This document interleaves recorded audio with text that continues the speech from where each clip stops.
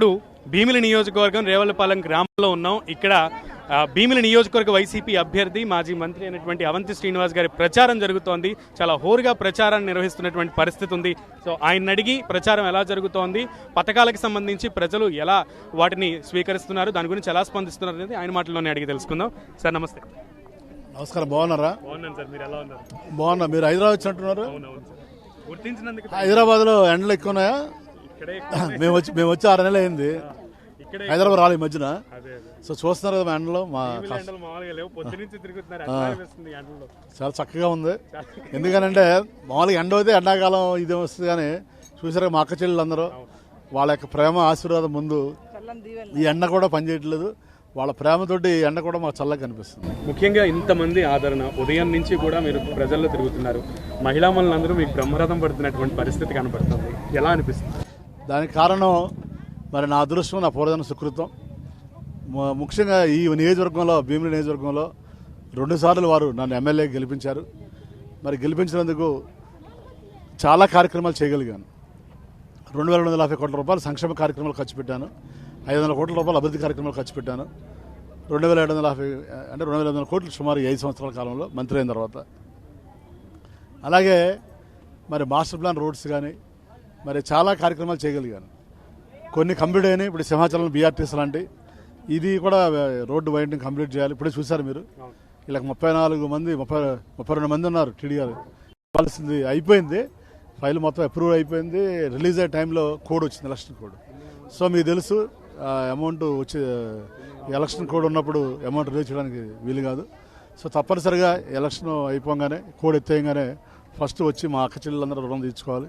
ఎందుకంటే వాళ్ళు ఎప్పుడు నన్ను ఒక ఎమ్మెల్యేలా రాజకీయ నాయకులా చూడలేవాళ్ళు. వాళ్ళ ఇంట్లో కుటుంబ సభ్యుల్లో చూశారు, ఒక అన్నలా చూశారు, తండ్రిలా చూశారు.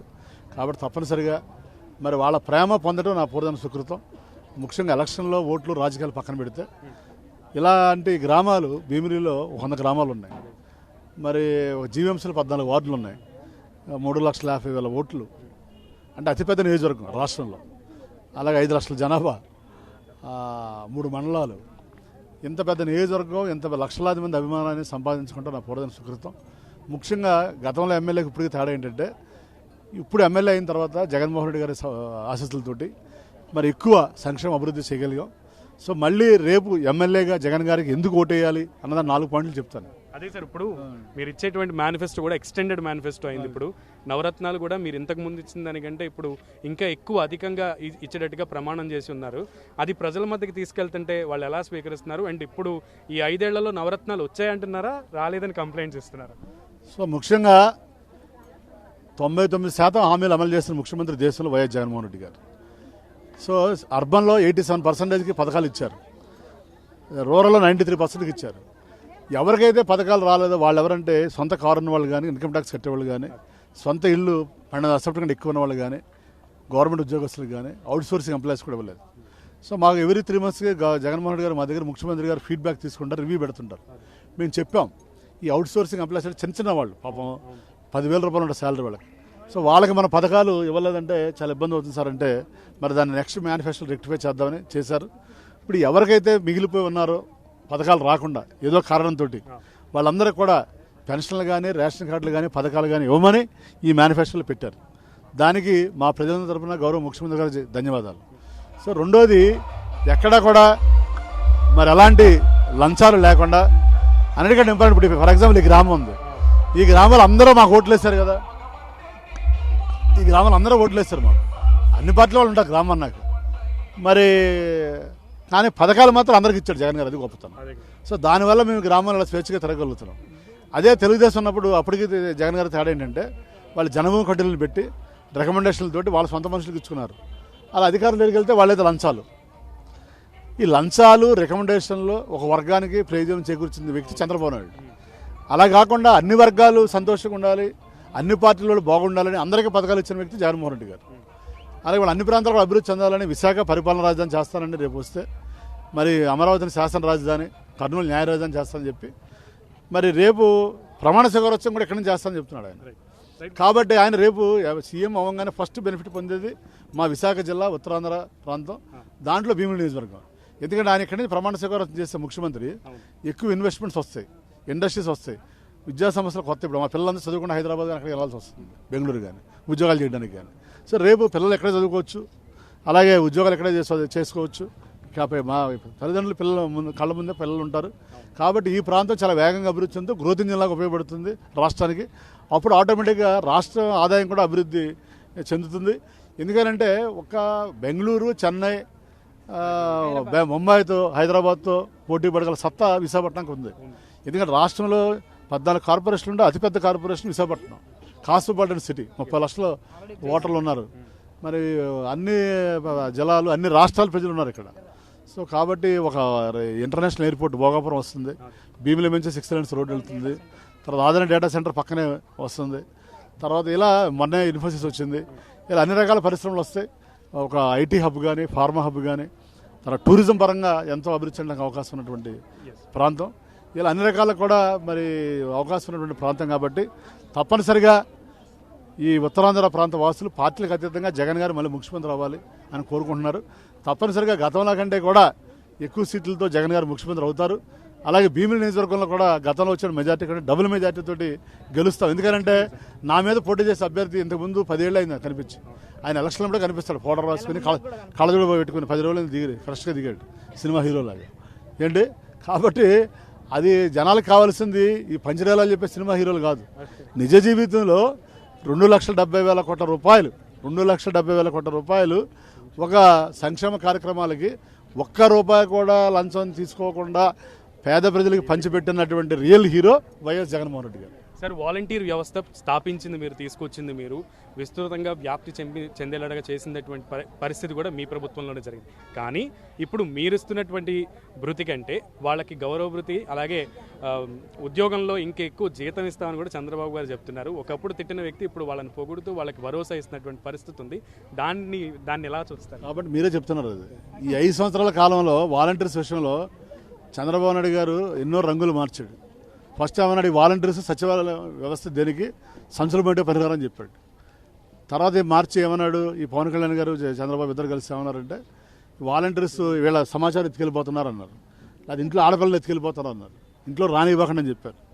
తర్వాత వీళ్ళ మీద కంప్లైంట్ ఇచ్చారు, వాలంటీర్స్ మీద. ఏమ్మా వాలంటీర్స్ బాగా పనిచేస్తారు లేదా తల్లి అడగండి వీళ్ళందరినీ, ఒకళ్ళు చెప్పండి వాలంటీర్ బాగా పనిచేయట్లేదని. సో కాబట్టి అది కాబట్టి అమ్మా వాలంటీర్స్ ఉండబట్టే వీళ్ళంతా ఇంట్లో కూర్చొని దర్జా కాళ్ళ మీద కాలు వేసుకుని రేవలపాలెం సచివాలయంలో ఇంటి దగ్గరకు వస్తున్నాయి అన్నీ. కాబట్టి అమ్మా మరి మొన్న ఆయన ఏం చేశాడు, ఈ కంప్లైంట్ ఇచ్చాడు ఈసీకి, ఎలక్షన్ కమిషన్కి ఇప్పించాడు వాళ్ళ మనిషితోటి పెన్షన్లు ఇప్పించొద్దని. దాంతో పాపం ముసలి వాళ్ళు చూసారు, ఎండలో దెబ్బతిని వాళ్ళు చనిపోయారు కొంతమంది. మళ్ళీ జనాల్లో తిరుగుబాటు వచ్చింది. ఇప్పుడు చూసారు కదా వాలంటీర్స్ అంటే ఇట్లా తిరగబెట్టి కుట్టేట్టున్నారు. ఈ తిరుగుబాటు గ్రహించి ఆయన ఏం చేశాడు, మాట మార్చి మళ్ళీ నేను వస్తే 10,000 రూపాయలు జీతం. అంటే ఈ 5 సంవత్సరాల కాలంలో 5 మాటలు మార్చాడు ఆయన. కాబట్టి ఇవన్నీ కూడా జనాలు మాటలు నమ్మటానికి సిద్ధంగా లేరు. చంద్రబాబు నాయుడు గారు ఇప్పుడు ఆడవాళ్ళందరికీ కూడా కేజీ బంగారం కొనిస్తామని చెప్తాడు, అయినా కూడా నమ్మడానికి సిద్ధంగా లేరు. ఎందుకనంటే వాళ్ళు 5 ఏళ్ళు చూశారు, రుణమాఫీ చేస్తానని చేయలేదు, 0 వడ్డీ ఇస్తానని ఎవరు చంద్రబాబు గారు ఏమీ చేయలే. కానీ జగన్ గారు మాత్రం కరోనా టైంలో కూడా వీళ్ళందరికీ ఆసరా ఇచ్చాడు, 0 వడ్డీ ఇచ్చాడు. కాబట్టి అందరికీ వాలంటరీ వ్యవస్థ ద్వారా మరి సచివాలయ వ్యవస్థ పెట్టారు. మరి కరోనా టైంలో కూడా వ్యాక్సినేషన్ ఎక్కువ ఇప్పించారు. ఈ విషయం సాక్షాత్తు దేశ ప్రధాని నరేంద్ర మోడీ గారు కూడా ప్రశంసించారు.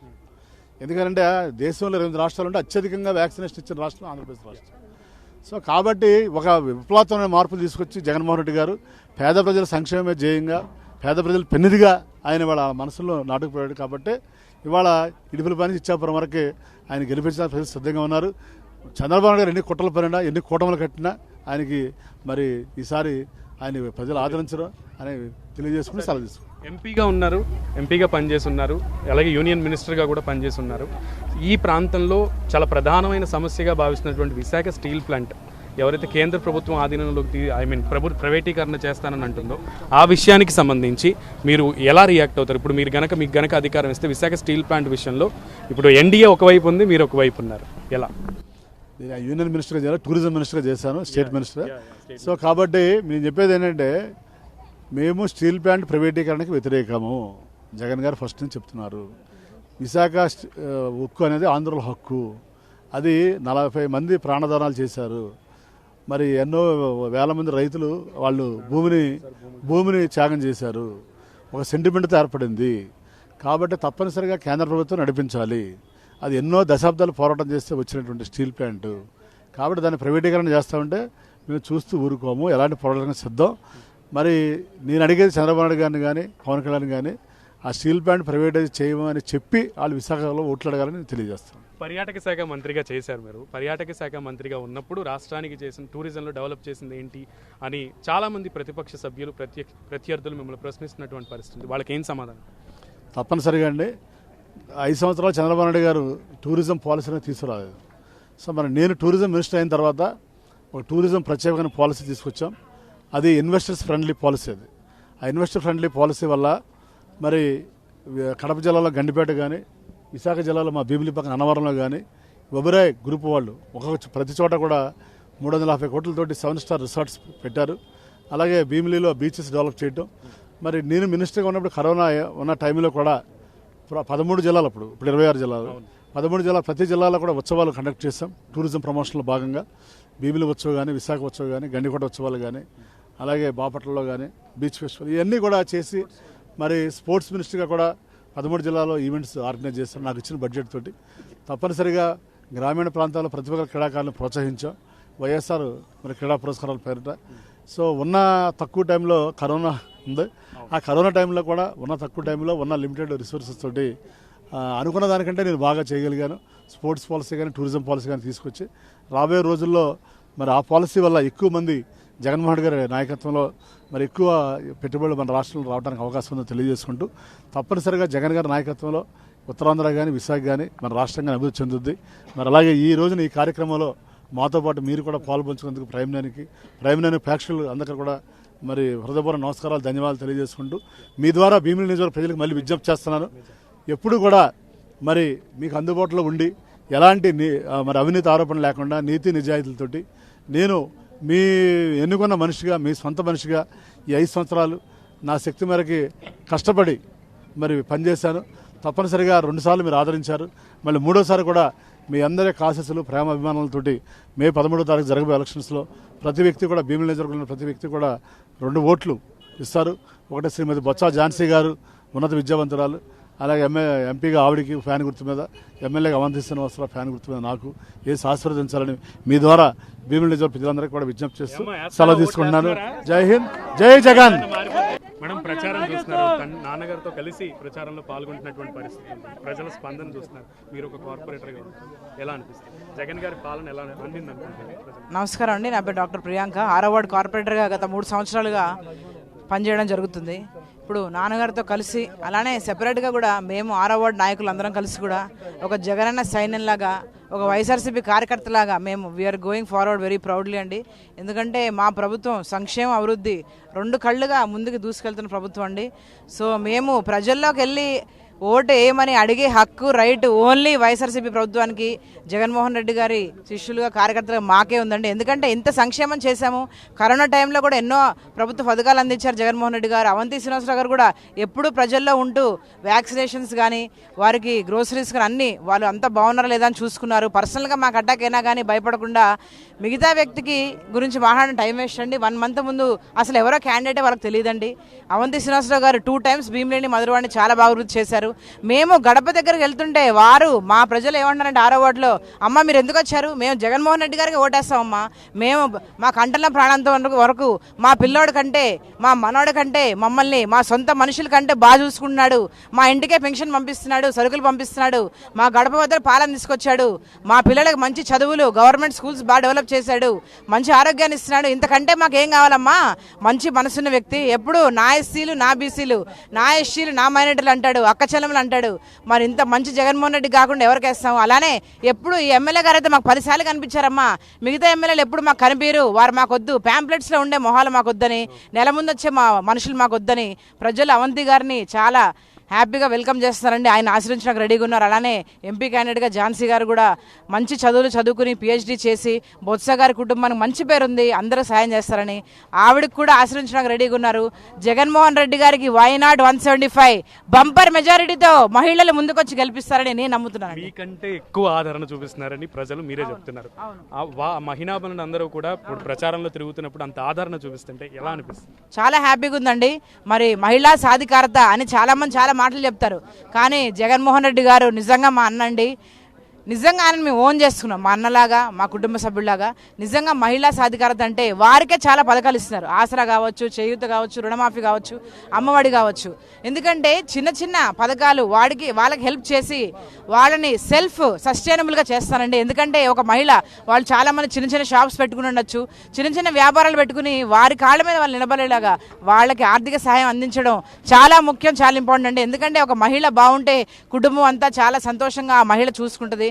ఒక అమ్మమ్మ, ఒక నానమ్మ మన ఇంట్లో బాగుంటేనే వాళ్ళందరి ఆధారంగానే మనం పైకి వచ్చామండి. ఎందుకంటే మహిళలు బాగుంటేనే ఈ సమాజం బాగుంటుందండి. వాళ్లే మనకి నడిపించేవారు కాబట్టి. ఫైనల్ గా ఒక్క క్వశ్చన్, నాన్నగారికి ఈసారి ఎంత మెజారిటీ ఇప్పించబోతున్నారు? తప్పకుండా అండి. మేము ఎవ్రీడే మార్నింగ్ ఆ అమ్మవారికి ఒక 1 అవర్ పూజ చేసి ఇంట్లో బయటకు వస్తాము. ఎప్పుడు కష్టపడే వ్యక్తులం అండి. మా నాన్నగారు కానీ నేను కానీ అవంతి గారు 15 years నుంచి 1% కూడా ఏది మార్క్ లేకుండా లీడర్షిప్ చేస్తున్నారండి. తప్పకుండా మా భీమిలి ప్రజలు చాలా మంచి వాళ్ళు, చాలా మంచి మనసున్నవారు, చాలా తెలివిగలవారండి. వారు చూస్తున్నారు ఈ ఎమ్మెల్యే ఎప్పుడు మనలోనే ఉంటాడు, ఏదో పని చేస్తూ ఉంటాడు, ఏదో మీటింగ్ పెడుతుంటారు, ఏదో పథకం ఇస్తుంటారు. అలానే జగన్మోహన్ రెడ్డి గారు అంత మంచి మనసున్న ముఖ్యమంత్రి ఉన్నారు.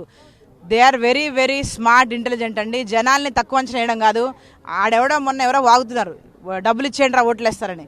తప్పండి. అలా ఎప్పుడు జనాల్ని వాల్యూ చేయని వాడు ఎప్పుడు వృద్ధిలోకి రాడు. మరి ప్రజల్ని గుండెల్లో పెట్టి చూసుకునే జగనన్న, అలానే అవంతి గారికి, బొత్స ఝాన్సీ గారికి నేను మెజారిటీ గురించి నేను చెప్పనండి, ఎందుకంటే ప్రజలు దీవిస్తారు. బంపర్ మెజారిటీతో అవంతి గారు ఇక్కడ వైఎస్ఆర్సీపీ జెండా ఎగరేసి జగన్మోహన్ రెడ్డి గారు గిఫ్ట్కి ఇస్తారని దాంట్లో మేము కూడా పాల్పంచుకుంటున్నాం అండి. Thank you. సూపర్ 6 గురించి మాట్లాడడానికి మాకు టైం వేస్ట్ అండి. ఎందుకంటే వాళ్ళు సూపర్ 6 కాదు 60, 600 చెప్తారు. వాళ్ళ మొహాలు వాళ్ళు ఏమి ఇచ్చింది సచ్చింది లేదండి. 2014 నుంచి 19 దాకా జనాలు చూశారు కదండి, ప్రజలు చూశారు కదండి. లబ్ధిదారులు డైరెక్ట్గా ఎక్కడైనా ముఖ్యమంత్రి బటన్ నొక్కితే డైరెక్ట్గా లబ్ధిదారు దగ్గరకు వచ్చేస్తుందండి. అసలు ఈ ఇండియాలోనే ఎక్కడ ఇంత మంచి ముఖ్యమంత్రి, ఇన్ని పథకాలు ఎక్కడ లేవని పక్క రాష్ట్రం వారు స్టాలిన్ గారు కూడా వాళ్ళ టీంని పంపించి మన పథకాలు, మన సచివాలయాలు అన్ని స్టడీ చేశారు. వేరే రాష్ట్రాల నుంచి వేరే గవర్నమెంట్స్ అఫీషియల్స్, కలెక్టర్స్ వచ్చి ఏంటండి జగన్మోహన్ రెడ్డి గారి పథకాలు ఏంటి, వాలంటరీ వ్యవస్థ సూపర్ హిట్ అయిపోయిందని జనాలు చాలా సంతోషంగా ఉన్నారు. వాళ్ళు వచ్చి స్టడీ చేస్తున్నారు. మా పథకాలు 2019లో ఇలా చూపించాడు జగనన్న, 99% చేశాడు. 2024లో మాది నవరత్నాలు ప్లస్ అంటే ప్రతిదీ రూపాయి, 500, 1000, 20,000, 30,000, లక్ష పెరిగిందే కానీ రూపాయి తగ్గలేదు. అన్ని రియాలిటీకి దగ్గరలో చూసుకుని నేను ఇవ్వగలనా లేదా, ఇవ్వగలిగిందే. ఆయన ఇచ్చాడంటే చేస్తాడు అంతే. సో ఆయన ఇచ్చాడు, తప్పకుండా చేస్తాడండి. అన్నీ పెంచాడు, అన్ని పథకాలు. మరి మా బాగోగులు చూసిన జగన్ ఉన్నంత కాలం మరి నవరత్నాలు తప్పకుండా వస్తాయండి. కంపారిజన్ లేదండి. వాళ్ళు ముగ్గురు కాదని 30 మంది వస్తారండి, ఈయన ఒక్కడే వెళ్తున్నాడు. దానికే మరి ప్రజలు చూస్తున్నారు. సింహం ఎప్పుడు సింగిల్గా వెళ్తుంది. ఎస్, జగన్మోహన్ రెడ్డి గారు మళ్ళీ ఈ పథకాలన్నీ అమలు చేస్తారని జగన్ నమ్ముతున్నారు, నేను కాదు. మొత్తానికి బంపర్ మెజారిటీతో ప్రజలు జగన్మోహన్ రెడ్డి వెంటే ఉన్నారు. ఆయన చేసిన సంక్షేమ పథకాలన్నీ కూడా చూశారు అంటూ కూడా డాక్టర్ ప్రియాంక గారు చెప్తున్నటువంటి పరిస్థితి. సో ఖచ్చితంగా ఈసారి అసెంబ్లీకి అవంతి శ్రీనివాస్ గారు మరొకసారి వెళ్తున్నారు. అండ్ అట్లాగే జగన్మోహన్ రెడ్డి గారు ముఖ్యమంత్రి అవుతున్నారని కూడా ధీమాను వ్యక్తం చేస్తున్నారు. బంపర్ మెజారిటీ ఎంత అనేది నేను చెప్పను, ఖచ్చితంగా బంపర్ మెజారిటీతో భీమిలి నుంచి అవంతి శ్రీనివాస్ గారు గెలిచి అసెంబ్లీకి వెళ్తున్నారని కూడా ధీమాను వ్యక్తం చేస్తున్నారు. ఇది ఇక్కడ ఉన్నటువంటి తాజా పరిస్థితి. కెమెరామెన్ వినోద్తో సునీల్, Prime 9 న్యూస్, భీమిలి నియోజకవర్గం నుంచి.